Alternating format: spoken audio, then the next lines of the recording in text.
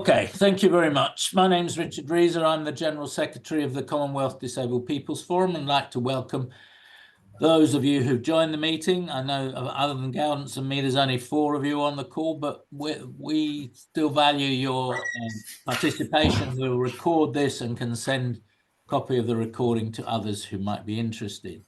We have sent out the material about this project to many organizations who are members of ours across Africa. This is a pilot that the Commonwealth Disabled People Forum wants to introduce. Let me say a little bit about the Commonwealth Disabled People's Forum. We were set up originally in Uganda in 2007, when a number of us who'd been negotiating the UN CRPD came together, particularly under the auspices of James Mwanda, who was a Ugandan MP, a disabled MP, and had played a leading role in New York in shaping the UN CRPD. And we felt that the countries of the Commonwealth, then about 52, should have some sort of forum on disability, because that was not the case. We now have 56 countries, and I'm pleased to say that the national umbrella organizations of 50 of them, who represent all disabled people's organizations across the country, are full members of the Commonwealth Disabled People's Forum. In addition to that, we've got about another 55 members who are associate members. That means they represent certain sections such as women or youth or impairment groups like spinally injured or visually impaired across their country, or are representing all disabled people across a region, probably at least 25%. So we meet virtually in the main at the present time because it's cheaper, but also because it's more convenient, though we do value face-to-face meetings where we can. We have our main body is the General Assembly, which we've just had one 3 weeks ago, and that we have representatives. The full members now send 3 representatives, up to 3 representatives, and have 3 votes.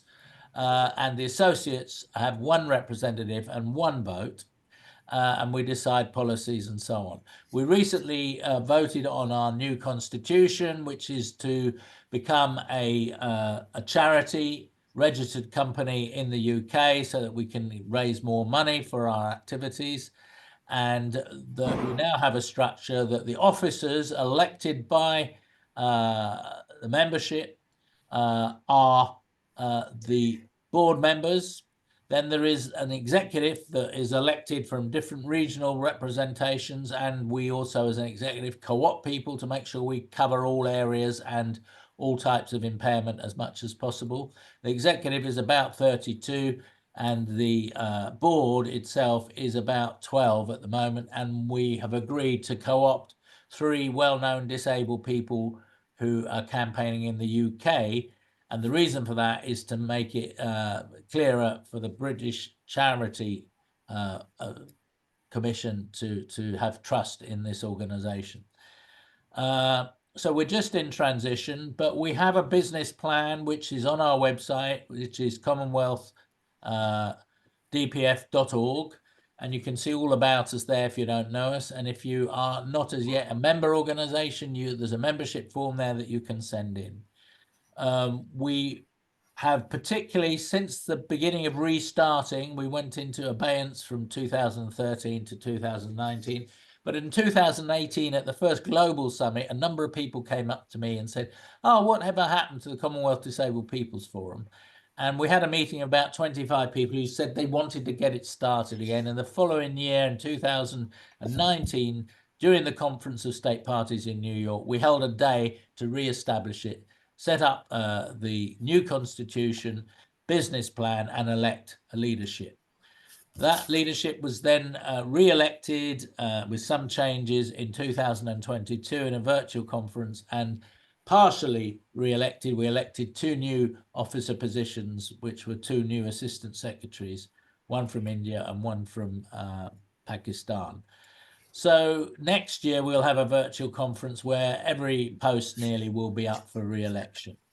Our main activity is to implement the UN CRPD across the 56 countries of the Commonwealth. And we've been campaigning hard up until CHOGM, which was in Samoa in October, and we're campaigning again now from there to the next CHOGM, which is Commonwealth Heads of Government meeting, which will be Antigua, June 26, to get this disability inclusion action plan through with all the leaders voting for it. And the Commonwealth have agreed to set up some structures to get us to that.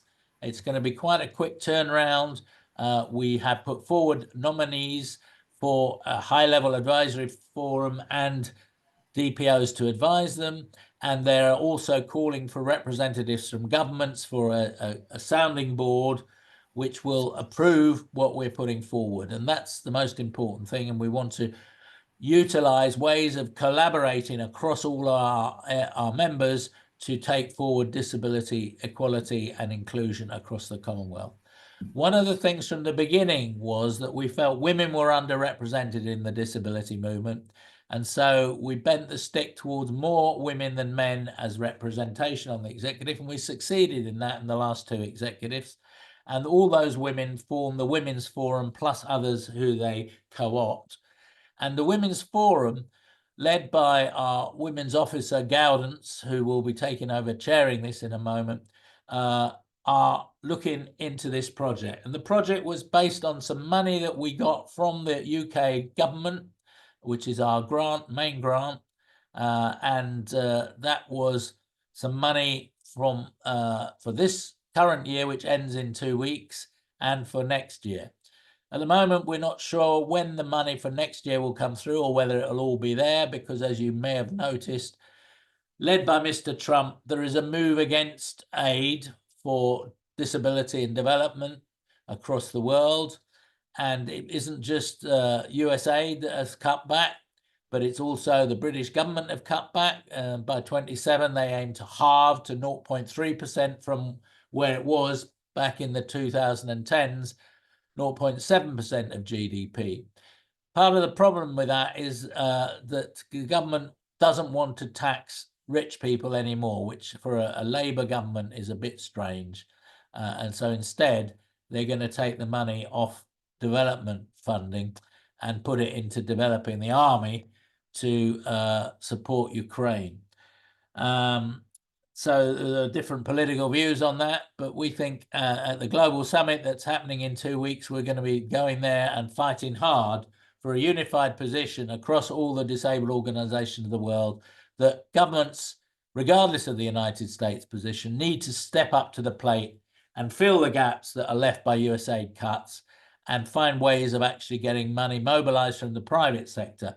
Because without this money to actually develop the rights and entitlements of disabled people, in this case, disabled women and girls, we aren't going to see the change that the UN CRPD says is going to happen. This particular project is really trying to find 2 organizations. So we're telling you about it, and then you have to decide if you want to put in an application. And the Women's Forum will set up a panel that will judge the 2 that are lucky to get that, together with their umbrella organization who will help to run that, oversee the project management. And the aim is to work with, in a region of 2 African countries, with young women and girls to, 1, enhance inclusive education, 2, develop the transition from education to vocational training and jobs. And that can mean also self-employment through microfinancing and other things. And thirdly, develop consensus in the community, including the leaders and the men, to challenge gender-based violence. So those are the 3 things, but this is very much a grassroots project. So we're looking for people to put forward the best ideas to do this, and then the panel will do it, led by capable hands of our Women's Officer, Gaudence Mushinawa. So I'll leave you there and hand over to Gaudence, but I wish you well with your deliberations. I have to leave you shortly to go back to another meeting, but I'm sure you will manage it okay. The closing date for all of this is the 31st of March. So you have 2 weeks to get an application in, and that will be judged, and within a few weeks you will hear whether you've been successful. Thank you. Thank you, Richard, for taking us through what is the CDPF, but also what is the program all about. Maybe we need to take this opportunity to introduce ourselves. I'm Gaudensi Mushimiyimana, speaking from Rwanda as the chair of the CDPF Women's Forum. I have seen some other member of the executive committee, Skeda and Patience. You can introduce yourself and then we go on with other participants. Thank you. Good morning, good afternoon, everyone. My name is Keda Lewis from Malawi. I'm the Treasurer General for CDPF. Thank you. Thank you. Hello, Patience, everyone. are you still here? Yes, good morning, everyone. Patience Ugulu Dixon is my name. I'm speaking to you from Nigeria. Welcome. Thank you. We can continue with the other participants. Good morning, everyone. My name is Jamila Abdurrahman from the Grassroots Center for Rights and Civic Orientation, FCT Abuja, Nigeria. Thank you for having us here. Thank you. We have Sunday. Eric. This is Sunday Eric from United Disabled Persons of Kenya, UDPK. Thank you. Thank you. We have Jayoba. I'm sorry if I did not pronounce your name the way it is. No, you did well. Thank you. My name is Kola Jayoba from Nigeria, Advocacy for Women with Disability Initiative, Audi. Thank you. Thank you. We have Rosalind. Yes, good afternoon, good morning, everyone. I'm Rosalind Mimbole from Abuja, Nigeria, Advocacy for Women with Disabilities Initiative. Thank you. We have Priscilla. Over to you.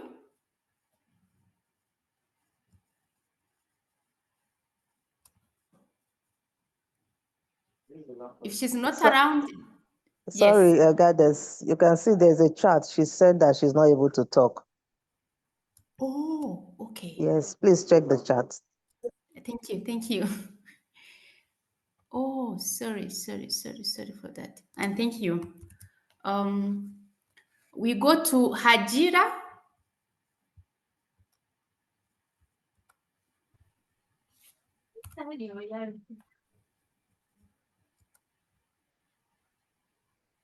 Good afternoon, everyone. Good afternoon. Good afternoon. Good afternoon. Yeah, my name is I'm Phoebe from Women with Albinism Association, together with the Hajira Kagwa. Thank you. Thank you. Is there someone left?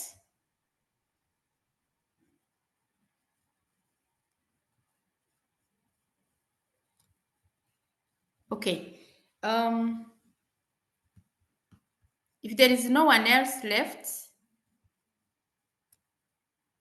then you can go through our session. I'm sharing my screen. You will let me know if you can see the screen.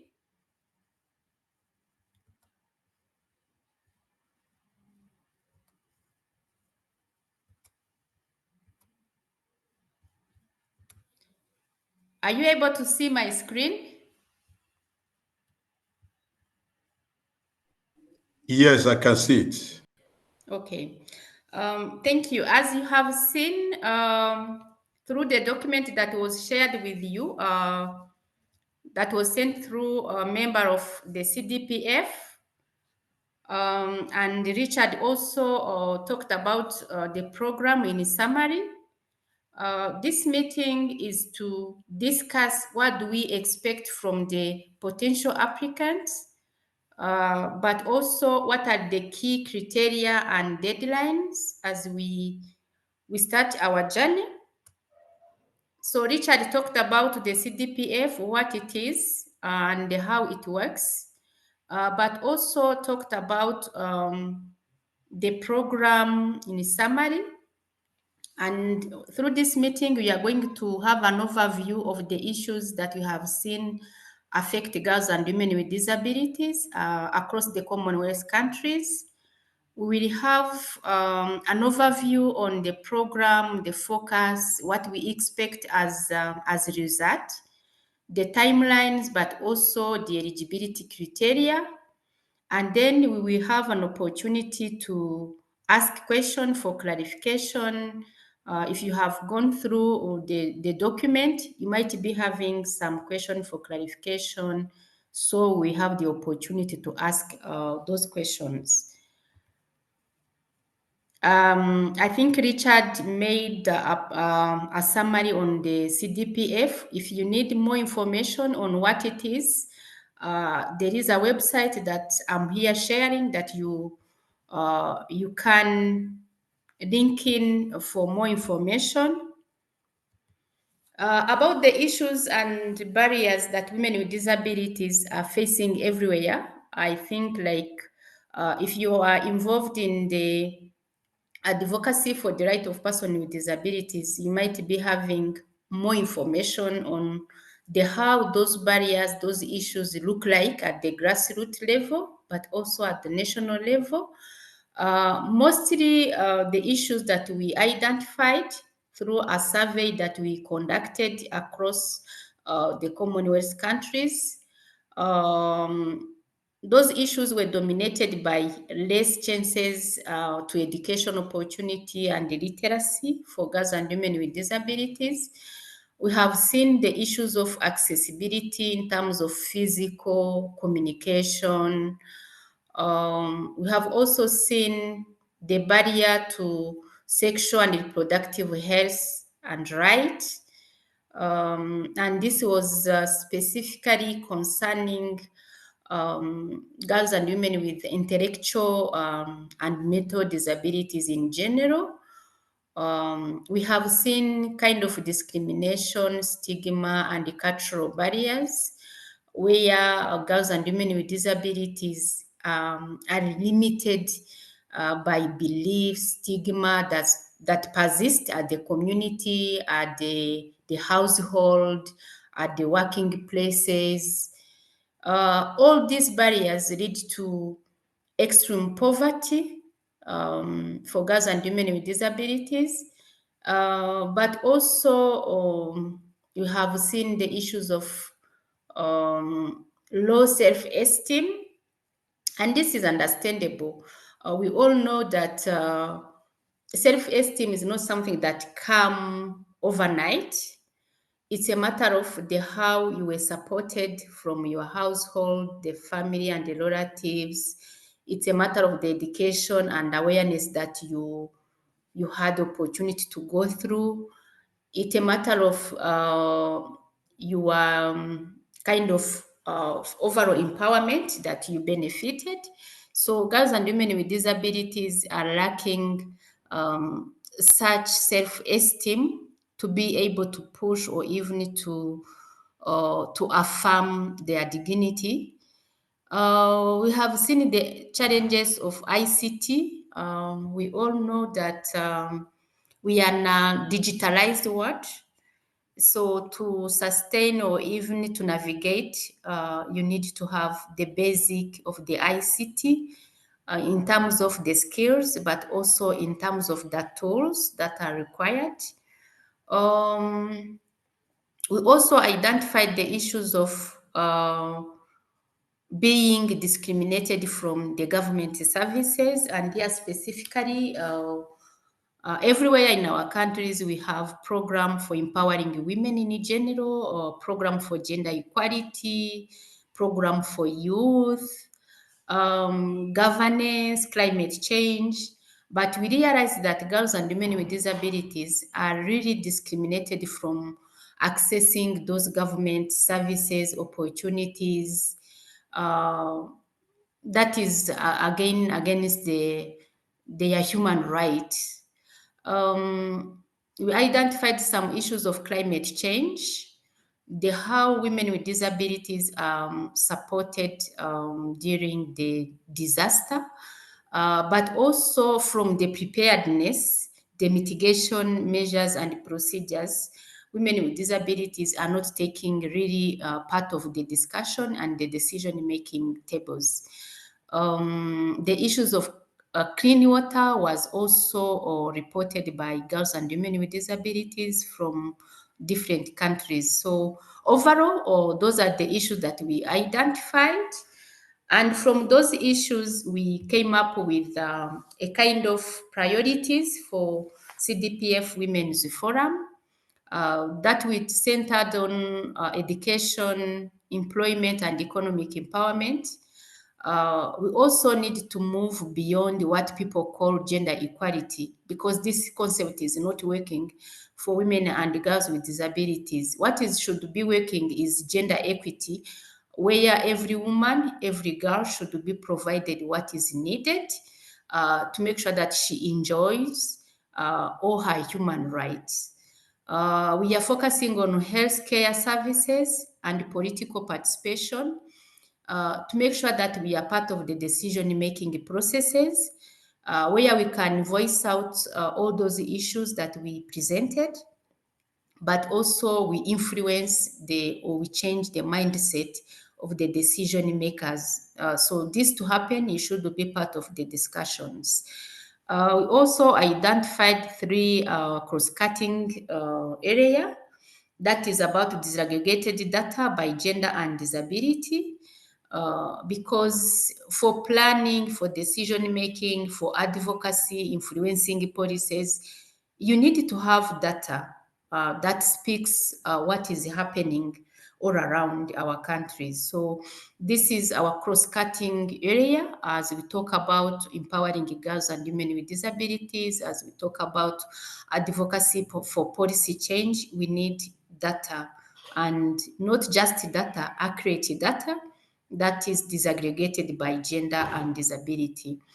We also have stigma and discrimination to make sure that we push all those persisting negative attitudes surrounding women with disabilities as women first in our cultural context, but also have disability.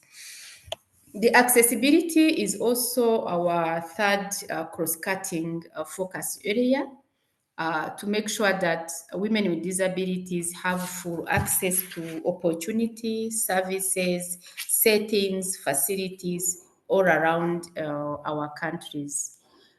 So those are the issues and focus area for the CDPF Women's Forum. And from here, I would like to ask if Patience and Skeda, as member of the CDPF Executive Committee, if they have anything to add before we continue to talking about specifically on the program. Thank you.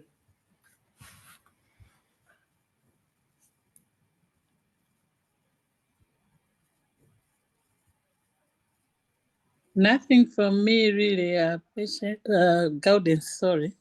Oh, thank you. Just to indicate that there may be other issues that are affecting women and girls with disabilities in the Commonwealth countries. But we need to be focused. That's why we are picking priorities from the survey that was done. So we could have some issues that we think could be a priority for CDPF, but just to emphasize that our priorities are informed by the survey that we did. Thought I should just add on that. Thank you. Thank you.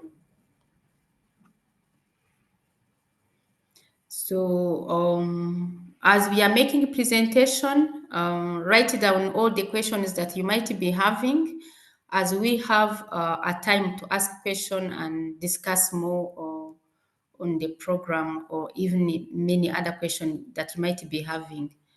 So let me quickly go to the program itself, empowerment of girls across the Commonwealth countries. Richard talked about the grant and also the timelines.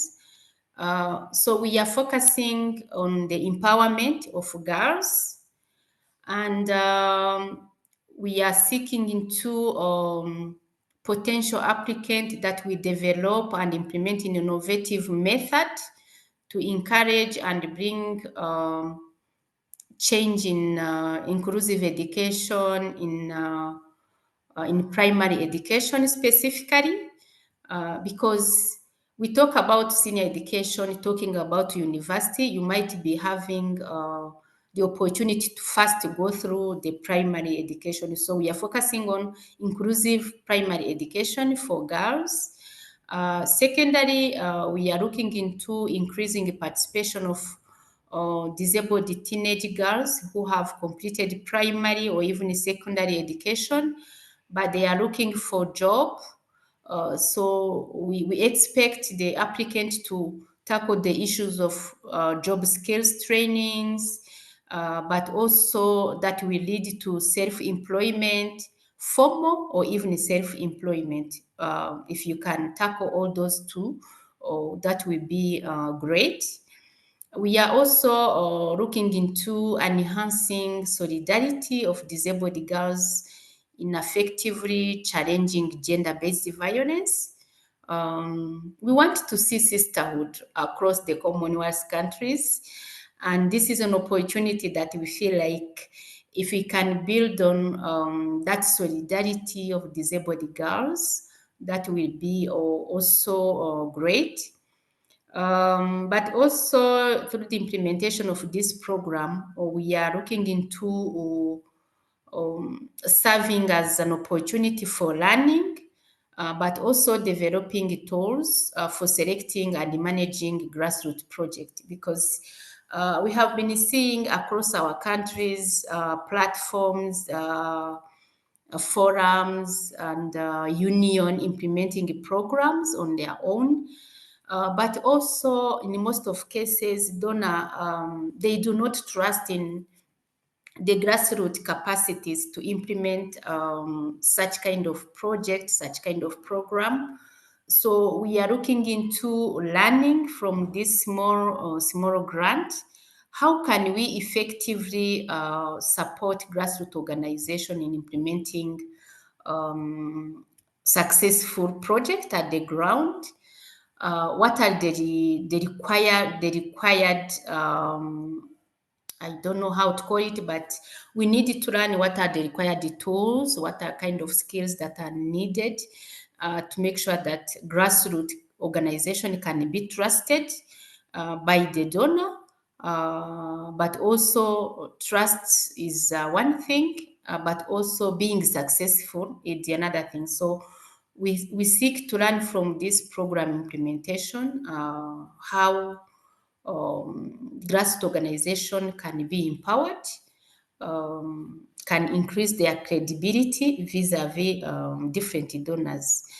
We'll be covering 2 Commonwealth countries, so which means that we have 2 grants that should be implemented in 2 different countries in Africa, but specifically in Commonwealth countries. So if you need to know what are those Commonwealth countries, on the screen, there is a link where you can find the list of Commonwealth countries that we are covering with this small grant. The outcome or the change that we want to see through the implementation of this program, first is establishing working relationship among disabled girls and women-led organization and CDPF Disabled Women's Forum. The CDPF Women's Forum wants to be grounded in the community. being connected with the grassroots women's-led organization, of course, disabled women's-led organization. You might be have listening the word disabled women, disabled people organization. Maybe Skeda will let us know why we, as a CDPF, we decided to be using that word disabled organization, disabled women, disabled people. Secondly, the outcome that we want to reach is having strengthened capacity of disabled girls and women's-led organization. But also we want to see an improvement in disabled girls' school enrollment, access to employment, trainings, and livelihood for girls and women with disabilities. One of the reasons we are focusing on economic empowerment, we all know that girls and women with disabilities, they are at high risk of gender-based violence, right? But again, when you discuss with them about existing support services, reporting gender-based violence, access to justice, they are not confident to report. For one reason, they 100% depend on someone else because they have never been in school, they are not employed, they are discriminated everywhere. So it's hard and difficult to report gender-based violence experiences they are going through because they feel when reporting, they are going to lose such social and economic support. So that is the reason we also focus on economic empowerment to make sure that they have the power with the economic capacity in their pocket. So when they decide to say no to gender-based violence, they also believe that they can survive beyond that decision. So we want to see reduction in gender-based violence at the community level among girls and women with disabilities. Those are the key outcomes we expect from this program. So as you work on your concept note, have in mind such kind of change that we want to see in the lives of girls and women with disabilities, but also in system and partnership and collaboration so that women with disability at the CDPF, they are also connected to the grassroots-led organizations. About the eligibility criteria, to be eligible, you must be a grassroots disabled women-led organization. You must have mandate to protect and promote the right of disabled women and girls. You must have a majority women at level of decision making, board and staff. You might be focusing on disabled girls' education, disabled women's rights, gender equality, and economic empowerment. You might be member of CDPF. And here, when we say member of CDPF, as Richard said, we have full members and associate members. You might not be maybe associate member, you might not be full member, but you are member of an umbrella organization, a member of CDPF. So at that point, you are also eligible to apply for this grant. You might be having an innovative project idea that is empowering girls with disabilities in the 3 targeted area: education, economic empowerment, and gender-based violence.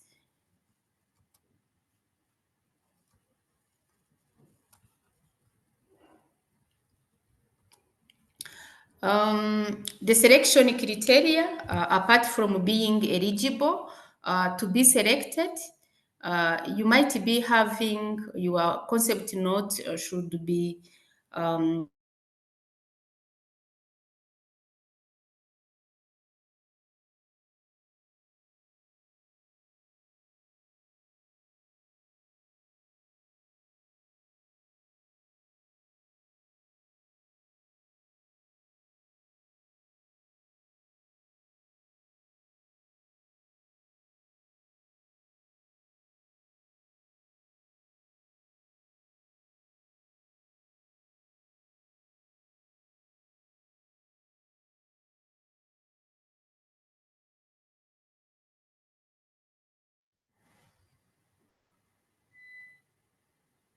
Hello? We can hear you now, Elders. Okay, thank you. I have started talking about the selection criteria. The first criteria is that your proposal, your concept note should be innovative in the 3 areas of education, economic empowerment, and gender-based violence. You might be centering disabled girls' education, employment, livelihood, but also you might be able to articulate the issues affecting or even the challenges disabled girls are facing in your community in terms of education, Sorry, economic Gaudens. empowerment. Yes? We can't see your screen. If you can share, it's not showing. Sorry for that, and thank you for making me aware of that. Can you see the screen? Yes. Yes. Okay. Thank you. So I was talking about articulation, clear articulated challenges in terms of education, economic empowerment, and gender-based violence. How the proposal you are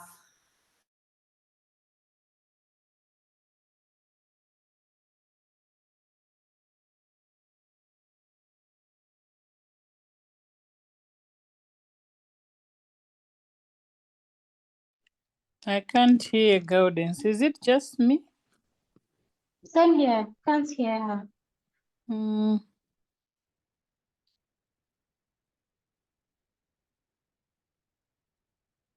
Hi, Gaudens. We have lost you and the presentation.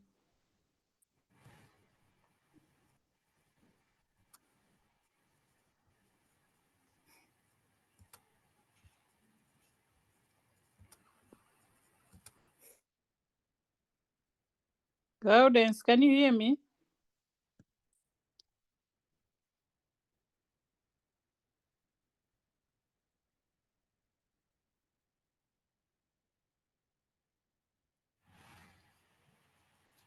Gaudens, can you hear me? Yes, I do. We lost you and we also lost the presentation. If you can reshare, welcome back. I don't know what is happening with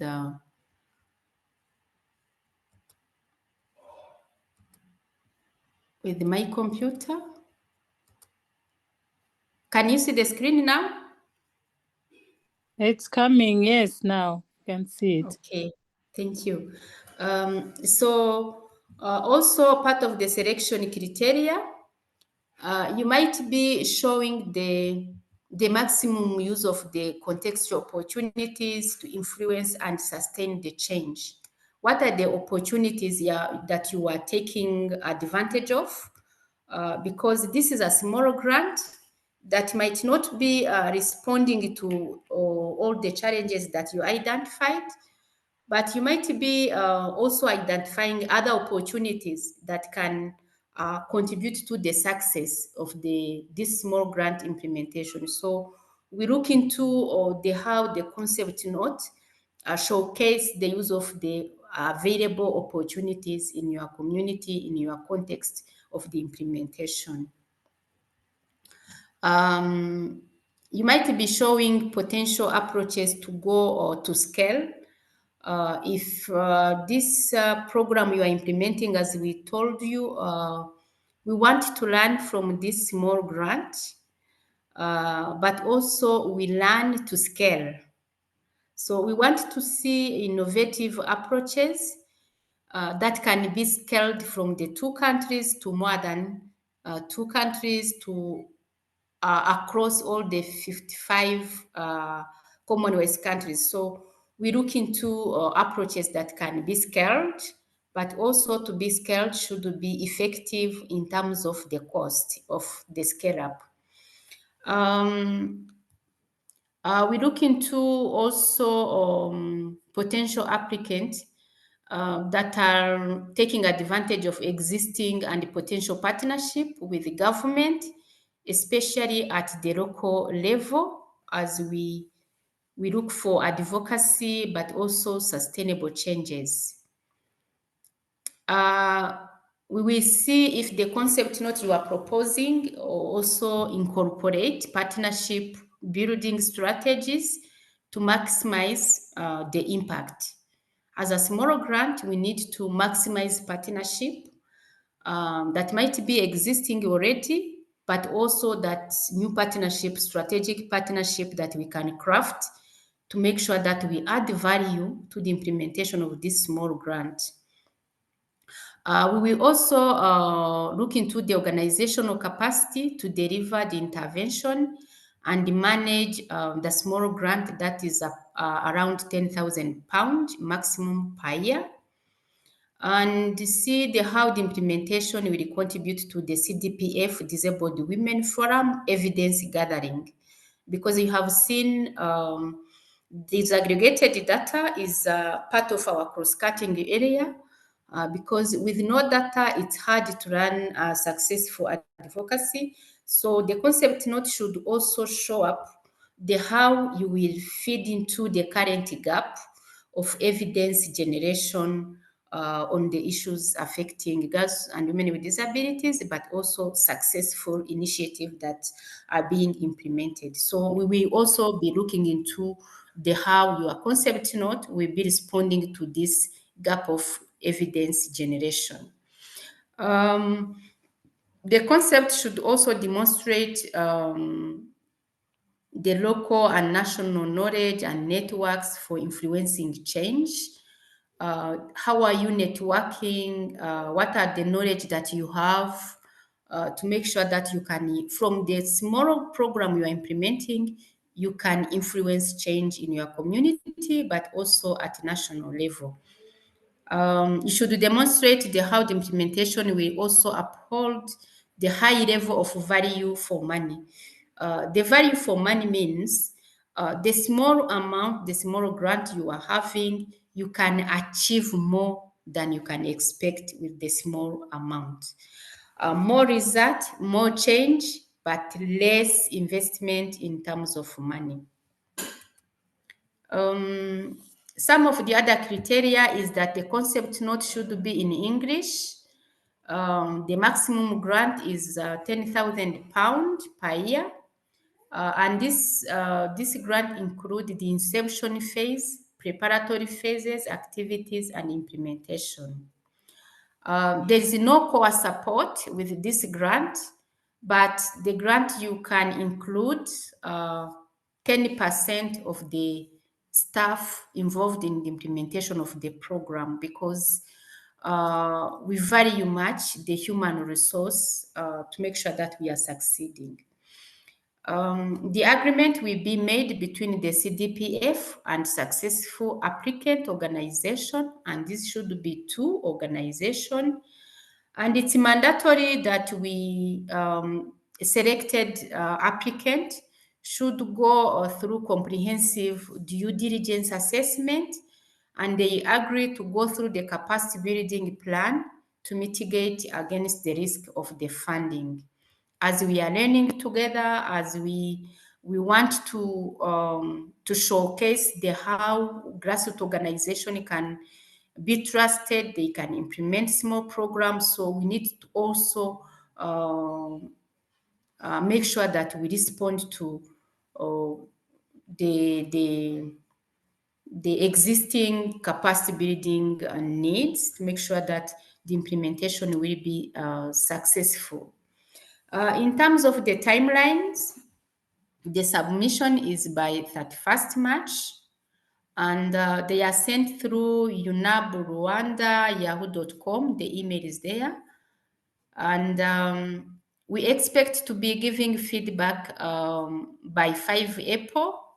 And then from there, we run the due diligence for key selected applicant by 10. And by 30th April, we expect to have selected the applicant on board and partnership agreement signed.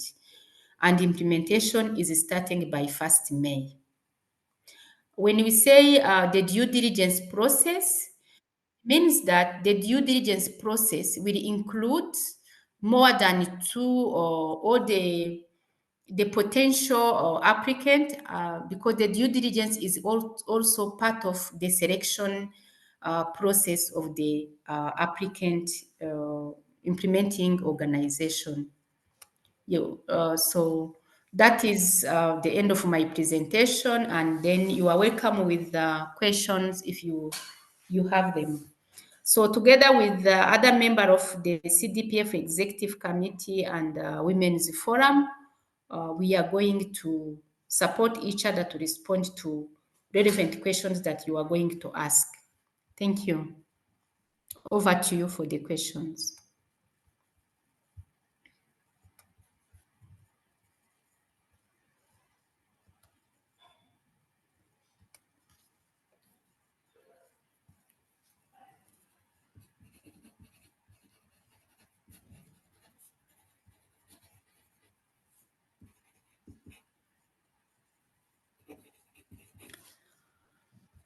Do you still hear me? Yes, we can hear you. Yes.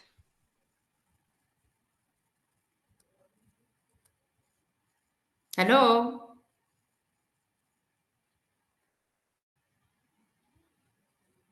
Okay. Jehovah? Yes, thank you so much. Yes, thank you for the presentation. Advocacy for Women with Disability Initiative really appreciate the effort and the presentation and the time. We've actually put our own concepts notes together, and it has been sent. I don't know if that is already accepted or there is any other thing you want us to do.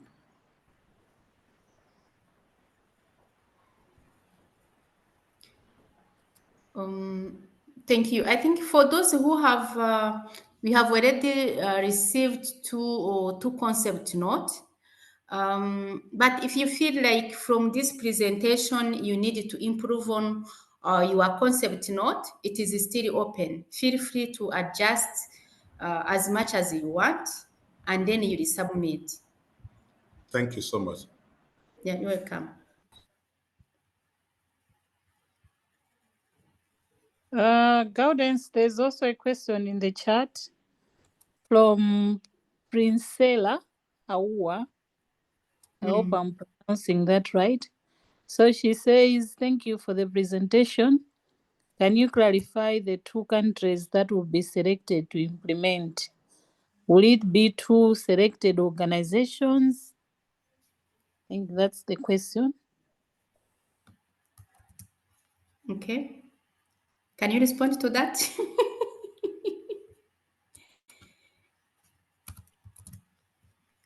I think we have in the presentation we said all countries that are in the African Commonwealth countries, there's also a link, are eligible to apply.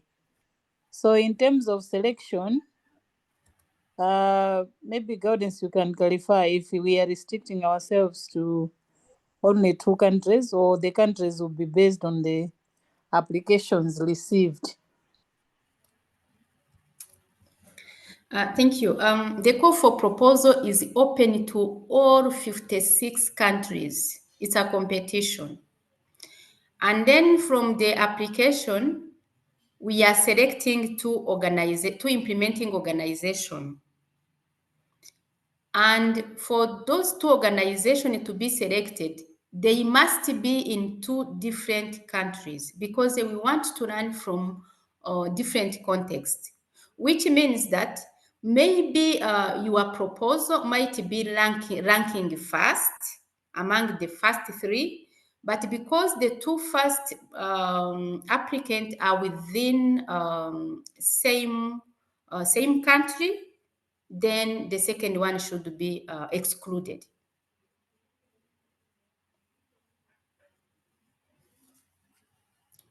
I hope do you that mind is to give clear. her the response in the chat, Skeda, if you can help? Okay. Yeah. So Princella, if you have any follow-up, you let us know. But there's also another question, Gaudence. Yes. So in terms of the eligible organizations, the Ghana Federation of Disability Organizations, which is the umbrella organizations of persons with disabilities in Ghana, they have a gender committee within the federation. So the question is whether they are eligible to apply as a committee. Okay, thank you. Criteria are clear that it's a disabled women-led organization, which means that maybe if you have in your federation, you have member organization that are led by women, then those organizations are eligible to apply. Although they are not direct member of the CDPF, those organizations can apply. But the committee is not a women's led organization to apply, because it doesn't have its independence to be qualified as a women's led organization. Thank you. I think that is very clear. There's also another question. I think it's the same person, Princella. So she's asking, are we submitting only a concept note or there is a template to complete?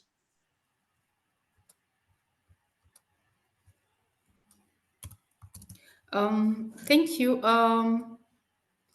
The document that was sent to you, you will let me know if you did not receive the template for submission. I'm trying to share it here. If you did not get it, please let me know so that we can share again with you, and you will give us your email. I'm trying to share. Yeah, so there's a grant application form. Yes, it is there. It's there. So let us know. And this was shared with through the to all members of CDPF. Please let us know if you didn't receive so that we can share soon after this meeting. Yeah, I'm sharing the screen so that people know what it is. This is the format that was sent to organization, a member of CDPF. And this is the one that you are going to use when crafting your concept note, and then submit to the email that was provided. Are you able to see the format? The format outline is about contact information. It talks about the system of the organization. It also seeks to have information about the history and the purpose of your organization. How you describe your organization model. Here you will be ticking. And there's many other questions that we are going to respond to. What you are seeking to achieve, the purpose and the mission of your organization, how you want to achieve this purpose, networks that you are part of, your project summary, the relevance of the project that you are proposing, the specific goals and objectives you want to achieve with the project, the activity and intervention you are going to undertake, the target audience. Here, the target audience and the beneficiaries. We look into having in numbers, not just narrative of the type of audience and beneficiaries, in numbers, to be able to see how to calculate the value for money as one of the criteria. You are going also to provide information about how girls will be empowered and what they will benefit. How are you going to build the partnership for inclusion? The long-term impact that you seek to see beyond the program implementation, all those kind of description of the innovation, the unique perspective and the methodology that you are going to use to address the challenges. So this is the format you are going to use for your application.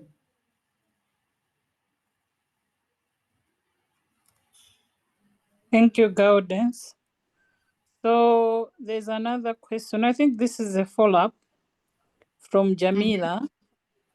She says, if I get you correctly, Madam Gaudence, you mean to say each country will have 2 implementing organizations or 2 implementing organizations out of the 56 Commonwealth countries?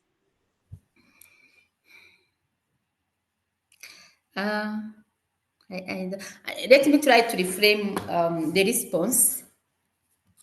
First is that all this organization of women with disabilities in all the 56 countries are eligible to apply. That is. And then we might be having application, maybe 10 applications from one country, which is okay. And because the process is competitive, then from all those applicants, we select 2, not countries, we are selecting 2 organizations. And these 2 organizations must be in different countries. 2 countries, 2 organizations. This is what it means. I don't know whether I'm making it makes sense.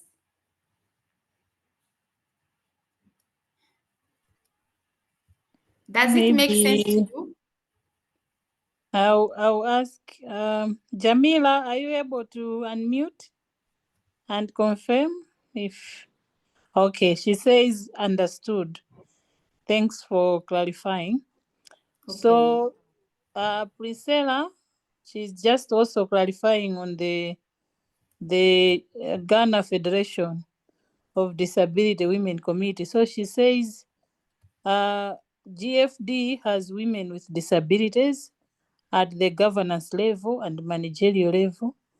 We also has it as part of our mandate to advocate for work and girls with disabilities.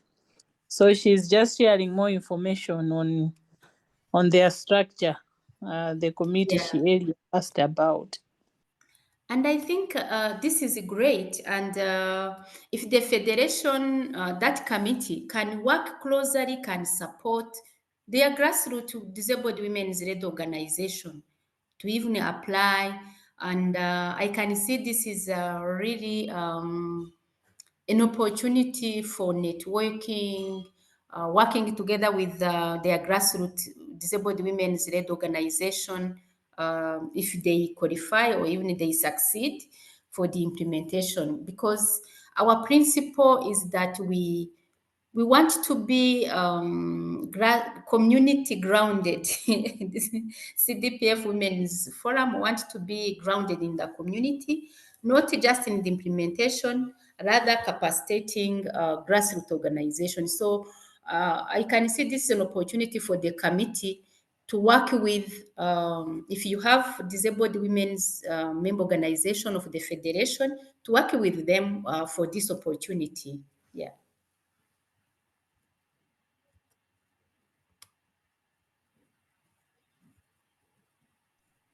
Thanks. So she says, thanks for the clarification. So we don't have any more questions in the chat.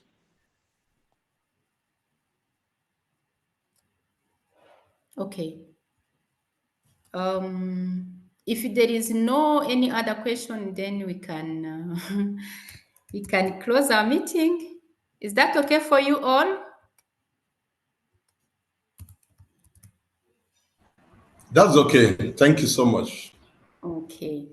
So thank you for your attendance, and thank you for your interest to empower girls with disabilities across our countries. We hope to see your concept not coming in, but also they are innovative to challenge persisting stigma and discrimination against girls with disability in our communities. So we look forward to work with you, of course, those who will be successful. So thank you all. Thank you, Skeda, for being part of this session. Thank you to everyone for joining. Have a wonderful day, a wonderful evening, depending on where you are. Thank you. Thank you so much, Gaudence. Thanks, everyone. Thank you so much. Thank you. Thank you.